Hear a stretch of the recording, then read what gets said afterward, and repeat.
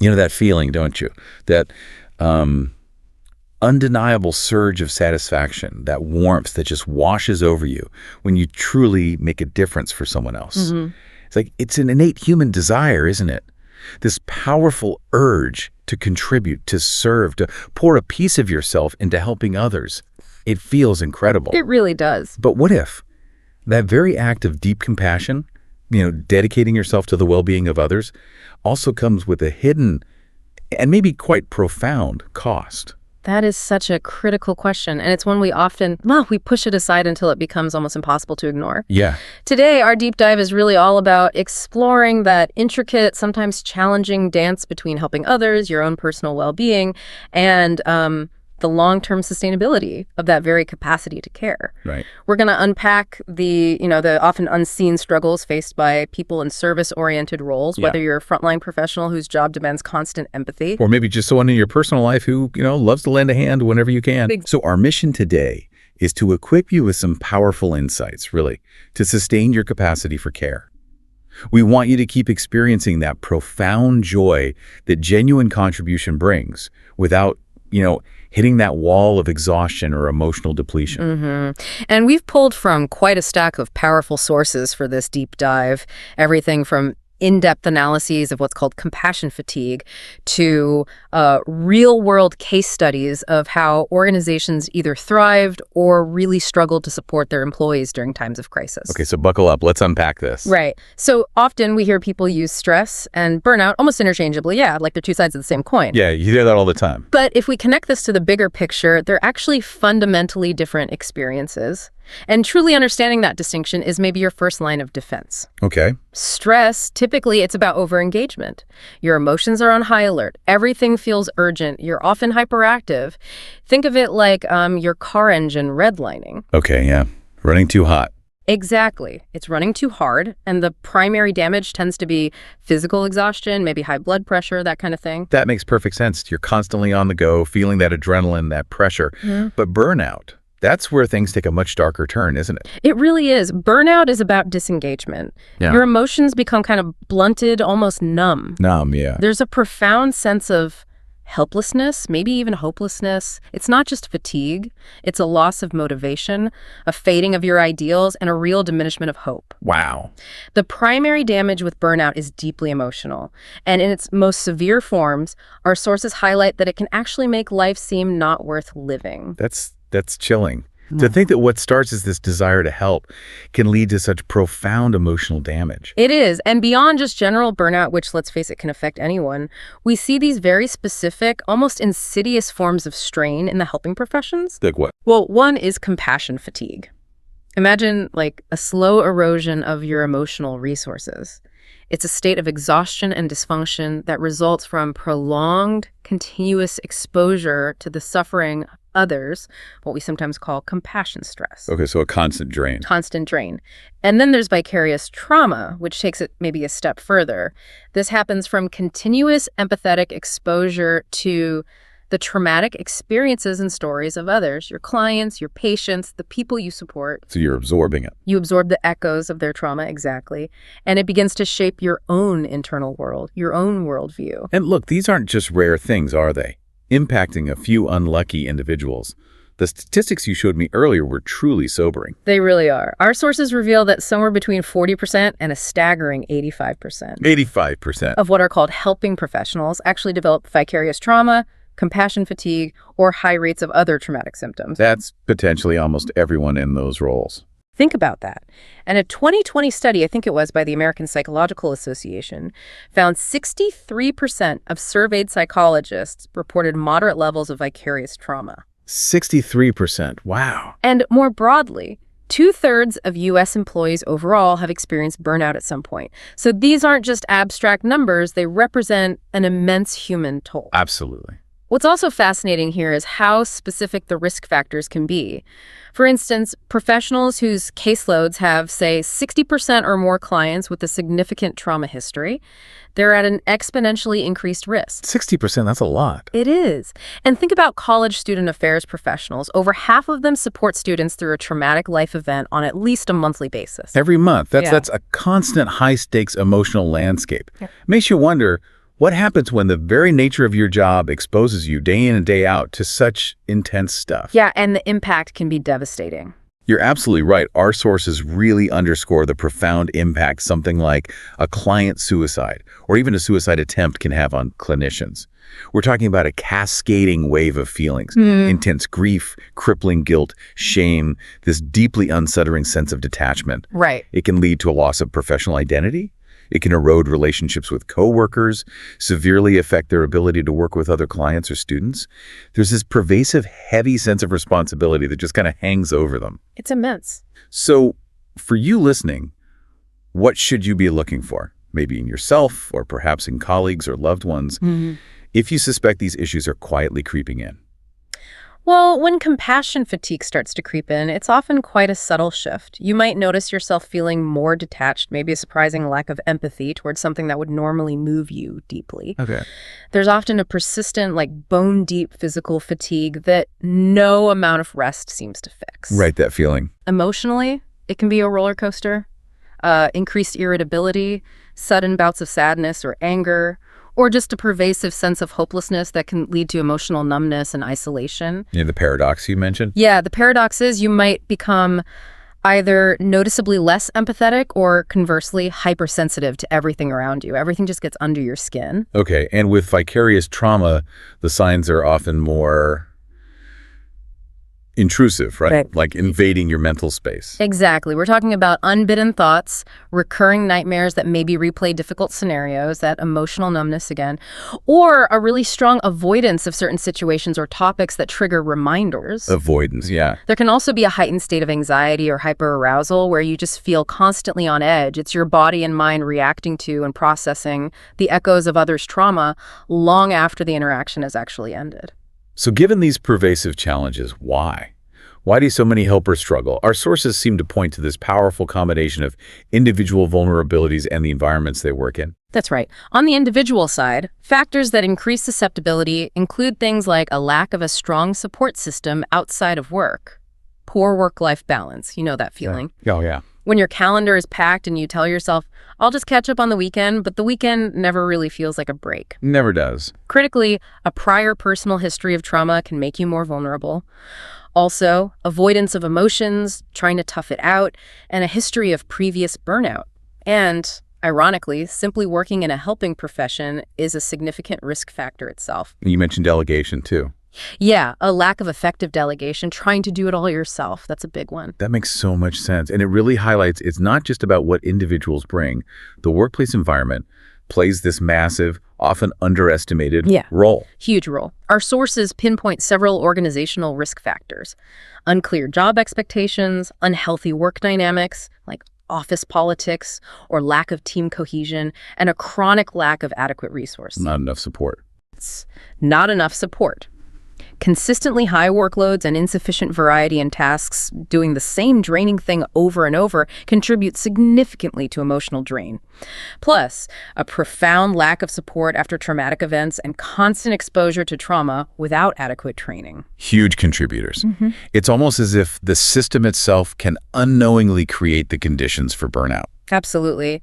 And the COVID-19 pandemic offered this stark, real-world lesson in organizational well-being and something called corporate social responsibility, or CSR. CSR. Yeah. That's basically how companies take accountability for their impact beyond just profits, society, environment. Exactly. And the crisis negatively affected both CSR efforts and employee well-being in many companies. It was striking 90% of employees in surveyed companies experienced higher stress levels during the pandemic. 90%. And many faced reduced social contacts or decreased financial stability, adding to the pressure. This is where it gets really insightful, I think. What truly separated the thriving organizations from those that struggled was the impact of leadership style. Absolutely key. Companies that fostered positive employer relationships built on deep trust and genuine caring saw remarkable increases in resilience and productivity. So it's about the culture. It's deeply about the culture. Leaders who provided clear roles, delegated effectively, communicated openly, and actively prioritized emotional stability, helped their organizations achieve higher resilience. What kind of things did they do? Well, things like ensuring continued learning opportunities, holding regular staff meetings just to check in, celebrating employees' efforts, even small wins, promoting innovation, and proactively managing workload surges instead of just reacting to them. Okay, being proactive. Proactive, exactly. Conversely, companies with more, say, autocratic management styles and what our sources call implicit CSR, where social responsibility isn't clearly defined or really acted upon, they often struggled profoundly to improve employee well-being and lacked resilience. You mentioned an example. Yeah. The Old Town Hotel in the Czech Republic, for instance, couldn't withstand the negative impact of the crisis and ultimately closed permanently. It really highlights the foundational role of leadership and proactive CSR. And we saw this play out in really diverse ways across different organizations, didn't we? We really did. Some companies, like Apotek and Apoteksgruppen in Sweden, both pharmaceutical companies, they managed to maintain their pre-existing CSR efforts focusing on inclusion, environment, employee development. Which are good. Which is great.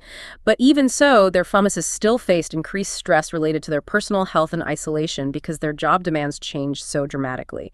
It shows that even with good intentions, external pressures can be immense. Right. Then you have the contrast, like that smaller retail company in Bulgaria, Easydoor Ltd. Right. They struggled significantly. Yeah, they showed minimal pre-existing CSR, and their managers faced huge communication challenges and stress just from having to take over tasks from absent colleagues. It really illuminates how cultural factors and a lack of systemic support can magnify the impact of a crisis. But then there were shining examples, too, like Love and Vision Ltd. In Greece, that family-run hotel. Oh, absolutely. The owner, deeply committed to sustainability, demonstrated truly proactive measures.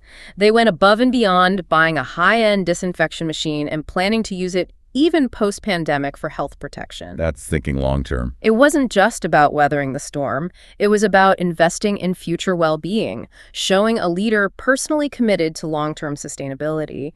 It shows how personal values can really translate into organizational resilience. But unfortunately, not all organizations could maintain those broader ambitions, right?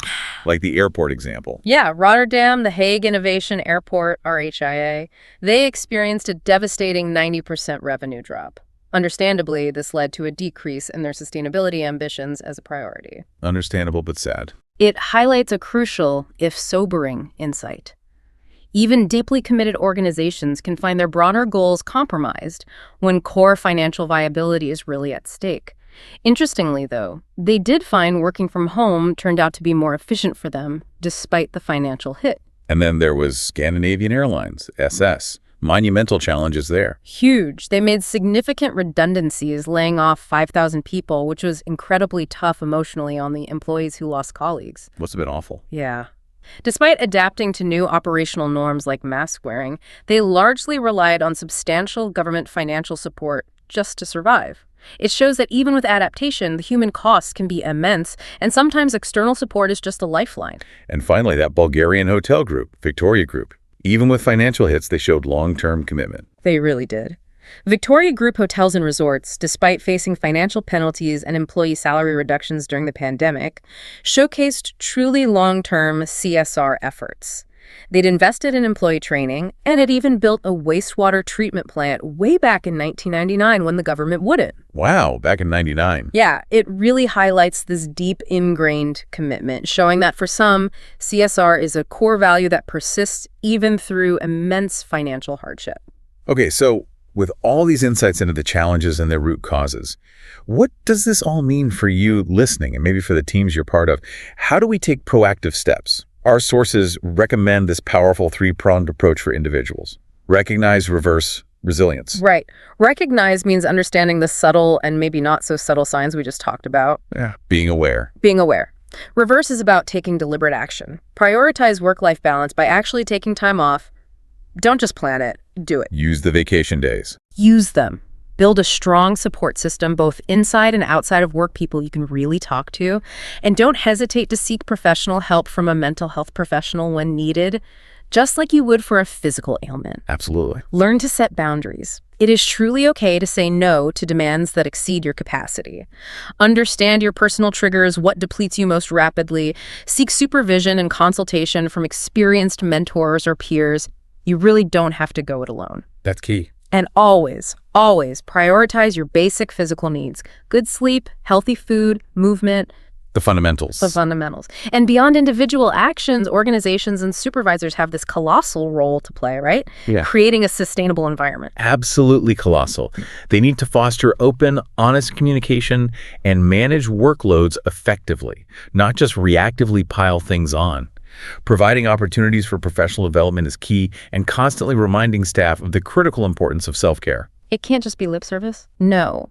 Establishing clear expectations for roles and responsibilities is vital, as is providing comprehensive supervision and training, especially around trauma-informed care. And variety. Creating variety in tasks, that can prevent monotony and stave off burnout. Organizations should also develop a proactive vicarious trauma prevention plan. This means making sure supervisors are well aware of the signs of trauma and are educated on trauma-informed practices themselves. Which leads us to, I guess, psychologically safe leadership. What does that really look like? It's about creating an environment where people feel safe to speak up, to take risks, even to make mistakes, without fear of judgment or reprisal. Building trust. It's built on deep trust. It emphasizes clear communication, true collaboration, and high social-emotional intelligence. These leaders are skilled at problem-solving, conflict management, and they cultivate an atmosphere of security, safety, fairness, and integrity. So a good VT plan coming from that kind of leadership would involve An effective organizational vicarious trauma plan, stemming from this kind of leadership, should include assessing employee needs, collaborating with community partners, openly acknowledging trauma as a reality of the work, educating employees starting right from job interviews, providing accessible resources, creating safe spaces for reflection, and actively encouraging open discussion of difficult experiences. No stigma. making it okay to talk about the tough stuff. Exactly. Okay. So after all this really vital talk about strain, challenges, prevention, let's circle back to the profound inherent joy of service. Because despite the costs, there is an undeniable, powerful, positive impact to helping others that fuels us, right? Absolutely. That's the core motivation for so many. Numerous studies show that altruism, whether it's donating money, volunteering your time, or even just small acts of kindness, significantly boosts mood and improves your overall outlook. It's incredible how that works, isn't it? Saw some research, I think it was in the Journal of Positive Psychology, found people who spent money on others actually experienced greater happiness and satisfaction than those who spent it on themselves. That's right. And the Journal of Happiness studies even showed that volunteering is causally linked to increased happiness. It's not just correlation. Giving cultivates this powerful sense of gratitude and abundance. Yeah, like you have enough to share. Exactly. It reinforces that idea that you're part of a larger, interconnected whole. And this leads to a deeper appreciation for what you have and a greater sense of contentment and fulfillment. And it doesn't have to be huge things, right? Not at all. What's truly fascinating here is that even the smallest acts, holding a door for someone, offering a genuine compliment, simply lending a listening ear without judgment, they make a significant impact, not just on the world around you, but powerfully, tangibly on your own well-being. Which brings us to a really powerful leadership concept you mentioned, servant leadership. Yes. Servant leadership is such a key to positive organizational outcomes because it flips the traditional pyramid, How so? It focuses first and foremost on the follower's personal growth and development. It places positive organizational results above any personal interests of the leader. That sounds radical almost. It kind of is compared to older models. It's a truly pro-social leadership behavior that proactively supports and invests in employees. And it leads directly to increased overall employee well-being, higher job satisfaction, and stronger organizational commitment. So it helps people cope better. Servant leadership helps employees cope more effectively with challenges, absolutely. And it fosters a profoundly positive psychological culture within the organization. It's becoming increasingly vital for organizations seeking a competitive edge, truly emphasizing that caring leadership isn't just a nice-to-have. It's strategic. It's a strategic imperative that benefits everyone involved. Okay, so what does this all mean when we bring it together? It sounds like, yes, the path of contribution and service can present these significant challenges, burnout, vicarious trauma. They're real.